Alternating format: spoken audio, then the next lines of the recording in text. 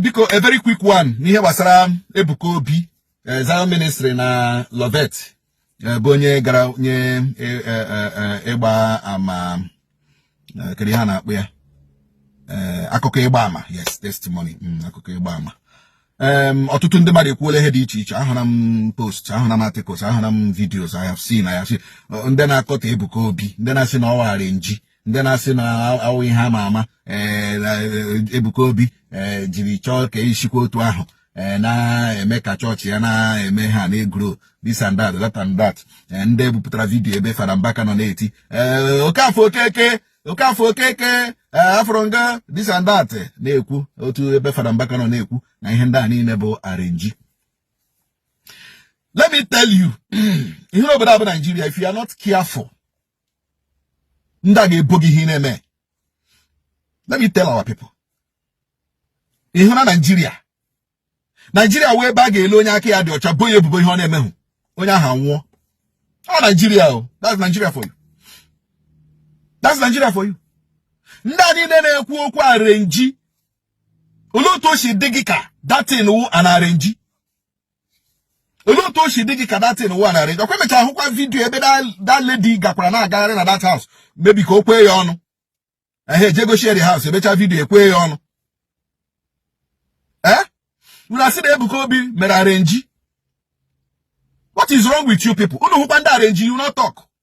Look, I'm not a Zion ministry, whatever. I'm not even a fan of Ebuka Obi. Oti hụrụ m now, awụ m nwunye onye ọgaji ile, nwunye onye ojiri ile, ọ ihe m wụ. First of all, video ahụ unu na trend Fada Mbaka si arenji. Here a video of 2 years ago self. Here 2 years ago video. But who they buteli now? Ti na ya dịka ihe ahụ mechara na Zion Ministry Fada Mbaka bịa kwuo. Here a video of 2 years or 3 years ago self. Guru butere now package ye with ihe mere na Zion Ministry. Now say Fada Mbaka break silence. Are you people daft? You sure you know ma? Video I hold yata. Video Fada Mbaka kwuru that thing. I hold yata today. Fada Mbaka break silence. Leboturu shibo Fada Mbaka n'ọrụ onwe ebubo. Leboturu shibo Fada Mbaka n'ọrụ onwe ebubo. Ode onye dịka ga blame na that testimony in here. Owe Ebuka Obi ka ihe blame. Ka Lovet Helen ka ihe blame.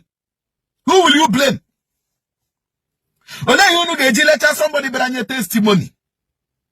Testimony dịrị mmadụ na chi o. Let me tell our people, testimony a na-enye na church dịrị mmadụ na chi. Some people, I have seen it happen. Some people na-enye testimony in anticipation of what they desire in future. I have seen it happen. For the Bible says that if your faith is as little as mustard seed, you can point at that mountain and say, "Ye mountain, remove yourself from this place, go to the other place." That is article of faith. I have seen people who believed and hoped that because when you positively confess,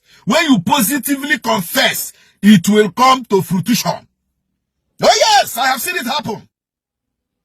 And that woman confirmed him on nature. Before,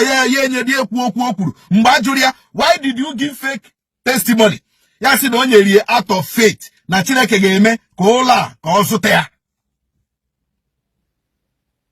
But unfortunately for the woman, na the church is controversial already.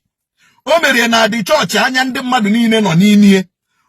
Na the church ana ahụta onye nwe as an arrange. That is just the mistake that woman made. That is just the mistake.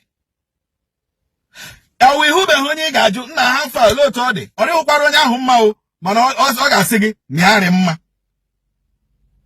Ị ga-ahụ somebody that agụrụ na agụgbo onwe hụ shisho onwe hụ nri ọ ga-eri na yard, mana nna ha fa iri ekpele nri ya asị gị na eri elie. These things are positive confessions. Ihu be onye moto gbafere ya to bụta ka ịhụ na moto aga m agba gị. Ịhụ na this car, I must ride this car. This is positive confession. So when we analyze this, let us analyze it with wisdom. Let us not analyze it with bitterness. Let us not analyze it with antagonistic feudum. Let us analyze things, placing things side by side, x-raying things, you know, trying to form a complete conclusion. Oh, because hey, Ebuka Obi as ministry. Hey, arrange. Ona here. Ebenila arrange. Una get Ebuka Obi ebu for crying. I won't fan here. I'm not his fan. But una get Ebuka Obi. Will you people kill this man for the gift God gave him? Farambaka passed through this thing. Farambaka passed through this arrange of stuff. Unechefuele. Unechefuri also so. Now Farambaka also passed through this arrange of stuff. When a great man of God, in fact, when a man, somebody that is prominent, somebody that is a celebrity, and then we go to Ebubo, but won't cause a body. There is nothing like a range in that testimony. There is nothing like a range in that testimony. And fortunately enough, that means that they have arrested the woman. But I want to tell you people, when you have that woman, there is nowhere it is written in the Constitution of Nigeria that when somebody gives false testimony, not false information, false testimony, the person should go to jail. That woman are happy. You only testimony. You only testimony. So allow the woman be. The woman made a positive confession. But the church is controversial. The church that is the only problem. Yeah, I know the churches are this kind of testimonies. Police for. All these churches are oh yes. But not because Ebuka Obi is our ministry. How one day we move, how one day we fly. Some people are not happy. Like I said, I won't come fan here.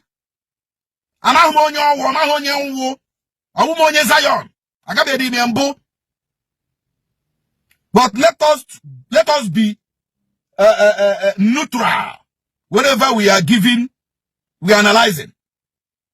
I want to hear some of them the father kukure. I want to hear this other, but that is not the issue. That is not the issue. Ebuka Obi because of the gift God gave him. I go to Nonso Nkwa because I speak for the people or because Nonso Nkwa defends the poor. You don't say that you go die now.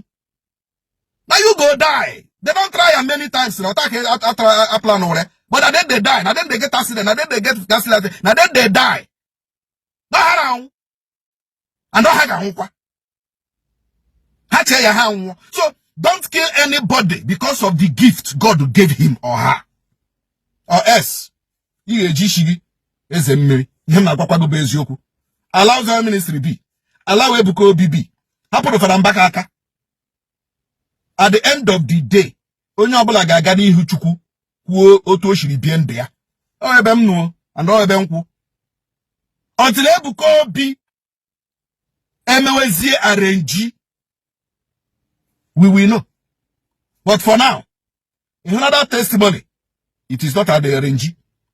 We see the video on the trend. Farambaka jikwe break a silent. Ojikwe break your leg, break your neck. Kushinia.